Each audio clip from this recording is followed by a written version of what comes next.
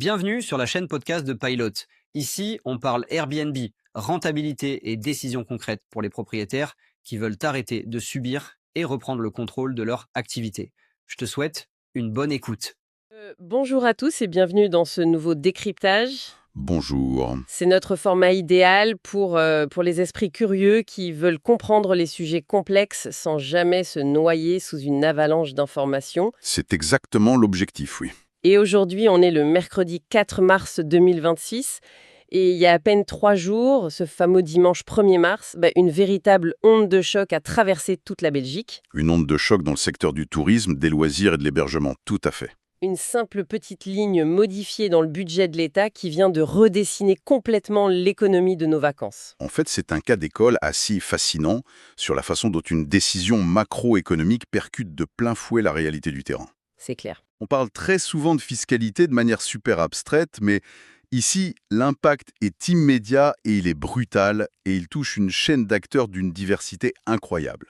Et c'est justement la mission de notre analyse d'aujourd'hui, comprendre un peu l'anatomie de cette secousse. Absolument. Et pour disséquer tout ça, on a une liasse de documents vraiment riches sur la table. Des documents très variés, oui. Voilà, on a d'abord les publications officielles, très formelles, qui viennent de la Fédération des Gîtes de Wallonie et de la Fédération Horeca Wallonie. On a aussi une note de contexte réglementaire pour le cadre légal. Exactement. Ensuite, on va s'appuyer sur un article, une enquête très fouillée du média spécialisé lesjures360.be. Et puis, il y a cette pièce maîtresse. Ah oui, la pièce maîtresse.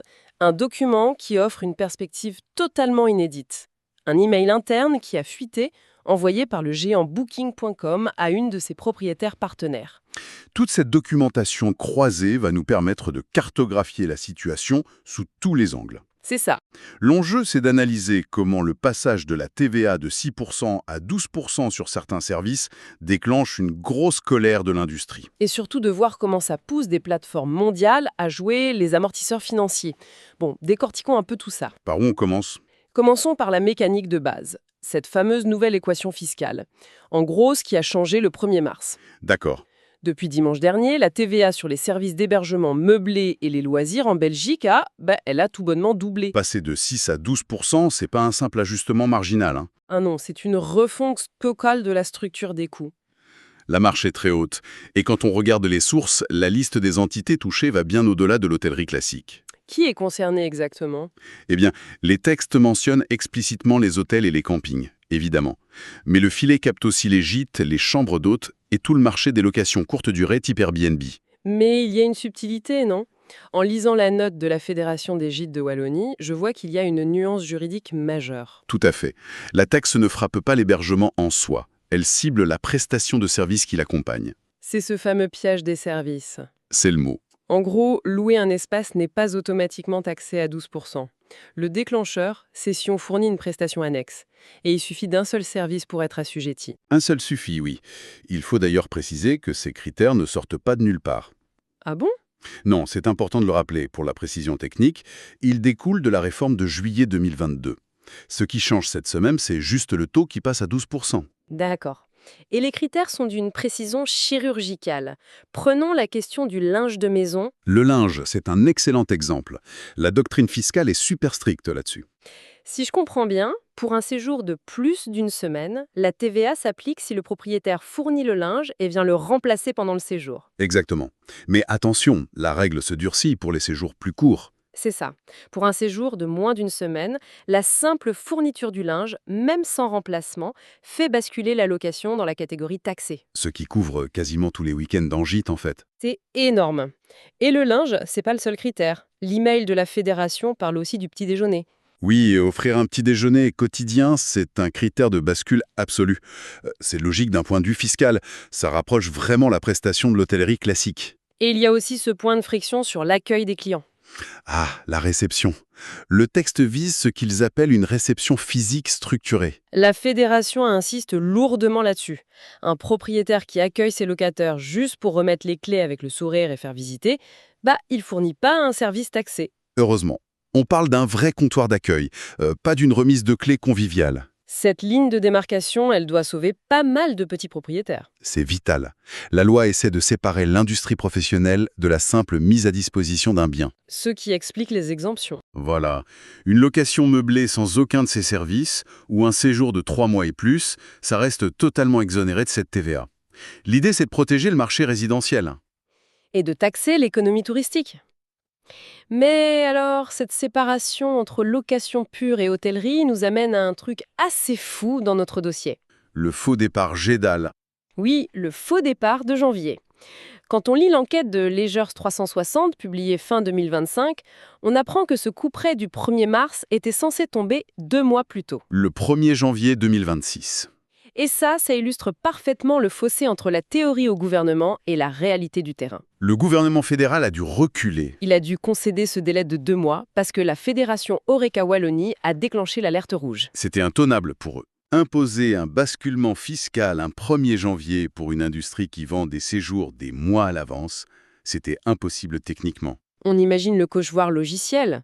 Comment tu gères la facturation d'un acompte versé en octobre 2025 avec une TVA à 6% pour un séjour en février 2026 qui aurait dû être à 12%? C'est le point de rupture classique. Il aurait fallu réclamer un supplément rétroactif au client. L'horreur en termes de communication. Donc ce délai jusqu'au 1er mars, c'était une fenêtre de respiration purement technique. Mais ça n'a pas calmé la grogne sur le fond. Pas du tout. On observe une levée de bouclier d'une ampleur assez incroyable. C'est fascinant parce que la diversité des acteurs en colère est dingue.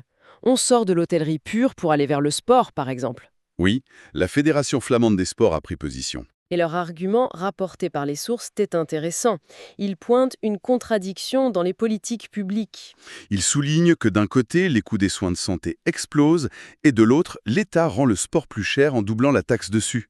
C'est un changement de perspective. C'est plus juste une plainte sur les marges, c'est présenté comme une question de santé publique. Exactement. Et du côté du tourisme, Horeca Vlaanderen soulève une autre inquiétude centrée sur le pouvoir d'achat interne.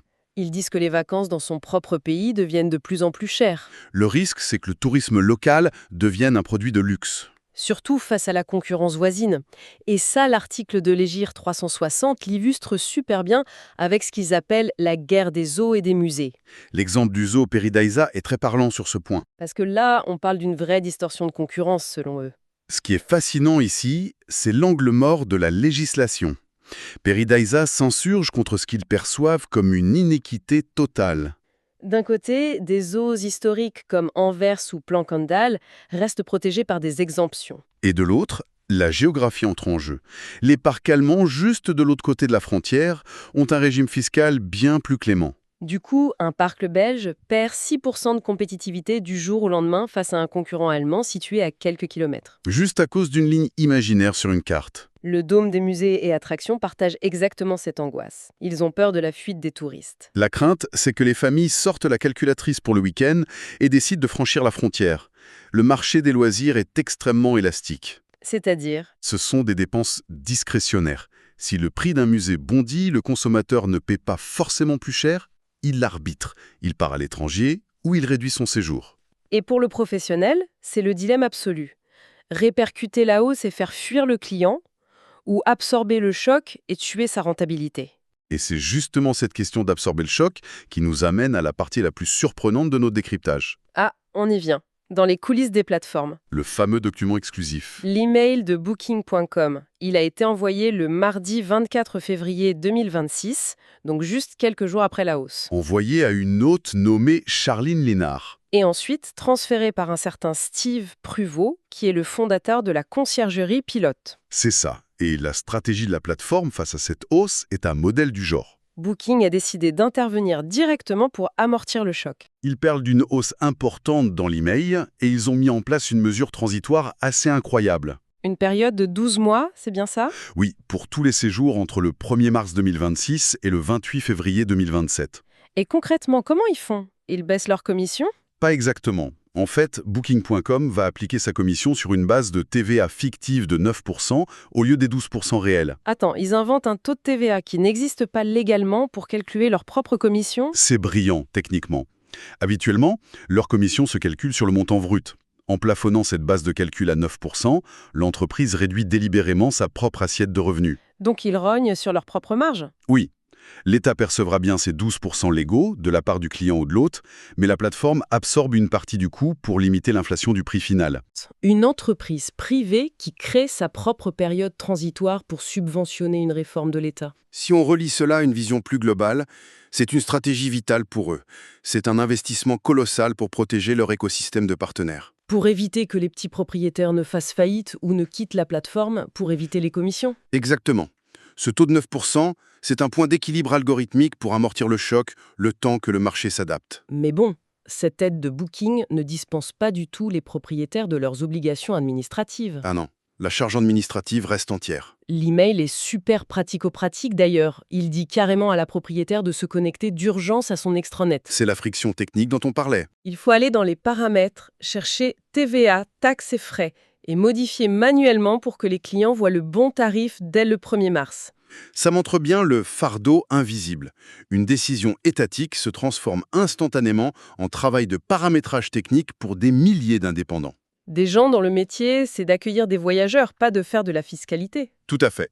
Bon, si on fait le bilan de ce décryptage, on observe vraiment un effet domino impressionnant à partir des documents. Une simple politique fiscale nationale qui passe de 6 à 12% et tout s'emballe. Ça crée un chaos logistique initial, ça a uni des acteurs très différents dans la colère des petits gîtes aux énormes eaux, et ça a fini par forcer une multinationale de la tech à intervenir financièrement. C'est la trajectoire complète d'une réforme, vue de l'intérieur. Et c'est pour ça que ce genre d'analyse est si précieux pour ceux qui nous écoutent, qu'on soit juste un voyageur qui planifie un week-end en Ardennes, un amateur de sport, ou même un étudiant en économie. On le voit bien, l'impact est partout. Ça montre à quelle vitesse un simple ajustement de pourcentage modifie le budget d'une famille, la survie d'une entreprise locale et même la stratégie d'un géant du web. Et ça soulève une dernière réflexion, peut-être plus provocatrice. Je t'écoute. Lorsque de nouvelles taxes étatiques risquent de déstabiliser un marché entier, et que ce sont finalement des plateformes technologiques privées qui décident d'absorber une partie du choc pour maintenir l'équilibre, Oui. qui détient véritablement le pouvoir économique sur notre temps libre? L'État qui fixe les règles ou l'algorithme qui en adoucit l'impact? C'est une excellente question qu'on laissera ouverte pour aujourd'hui. Un grand merci à tous pour votre écoute active. On se donne rendez-vous très vite pour une prochaine plongée au cœur de l'information dans The Deep Dive. Si ce sujet t'a été utile, tu peux retrouver l'analyse complète et les retours terrain dans le School de Pilot. Le lien est en description. À très vite.